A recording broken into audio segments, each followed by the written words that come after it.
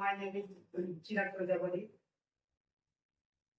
અહીંયા આપણે ધોરણ 10 ની અંદર ગણિતમાં આંકડાશાસ્ત્રની અંદર બહુલકની આપણે રીત જોઈશું. બહુલકનો દાખલો કઈ રીતે ગણવો, પરીક્ષાની અંદર 3 ગુણની અંદર મોસ્ટ આઈએમપી ક્વેશ્ચન છે. અહીંયા આપણે રકમ લખેલી છે, તો આ રકમ આપણે નિહાળીશું. તો વર્ગ અને આવૃત્તિ આ બંને તમને પરીક્ષામાં આપી હશે. એટલે વર્ગમાં જોવાનું કે વર્ગ સતત કહેવાય અસતત કહેવાય. તો 1 થી 3, 3 થી 5, 5 થી 7, 7 થી 9, 9 થી 11 આ દરેકનો તફાવત કેવો આવે છે? સરખો આવે છે. જો દરેકનો વર્ગનો તફાવત સરખો હોય તો આ કેવી આવૃત્તિ કહેવાય? સતત આવૃત્તિ વિતરણ કહેવાય. હવે આપણે સ્ટાર્ટ કરીશું બહુલકને કઈ રીતે ગણવું. તો સૌથી પહેલા આ આવૃત્તિની અંદર જે મોટામાં મોટી સંખ્યા હોય એને આપણે સૌપ્રથમ ધારીશું. દાખલા તરીકે 8 છે, તો આપણે 8 ને આ રીતે આપણે ધારીશું. તો આ જે 8 છે એને શું કહેવાય? F1. F1 ના ઉપર કેટલા 7 એને કહેવાય F0 અને F1 ના જે નીચે 2 છે એને શું કહીશું આપણે? F2. હવે શું કરીશું? જે તમે સંખ્યા મોટા મોટી જાણી એના સામે વર્ગમાં જોવાનું. વર્ગમાં આગળ 3 અને ઉપર પાછળ 3 છે, એટલે આગળ કહેવાય અર્ધસીમા એટલે L. તો આપણો L હોય આપણને કેટલો? 3 મળશે.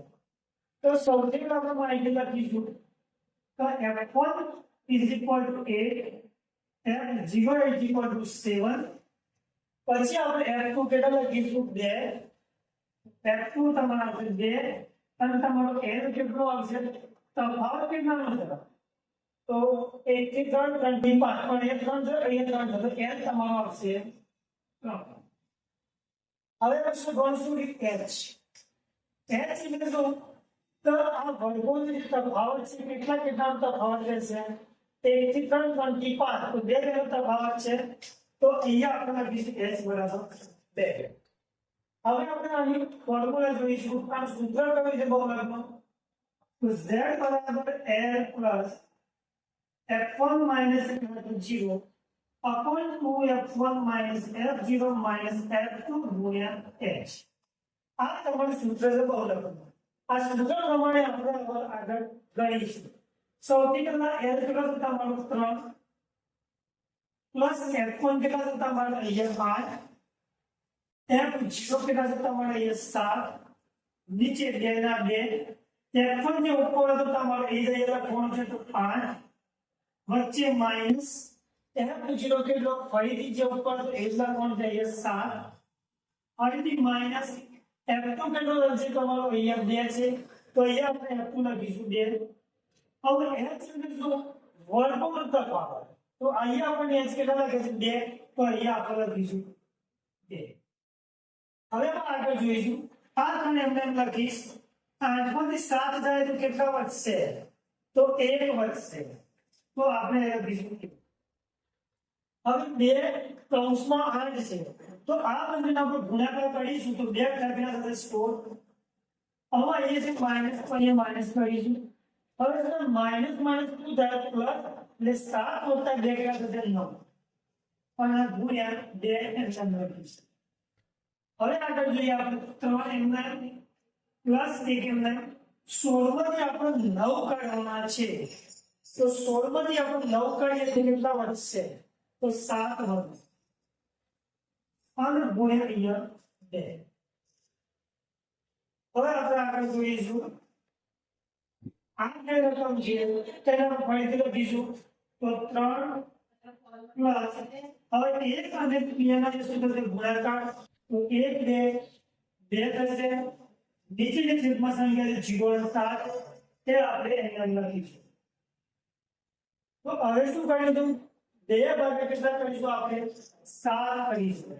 2 ભાગ્યા 7 કઈ રીતે કરીશું? તો આપણે સાઈડમાં ગણતરી કરીએ.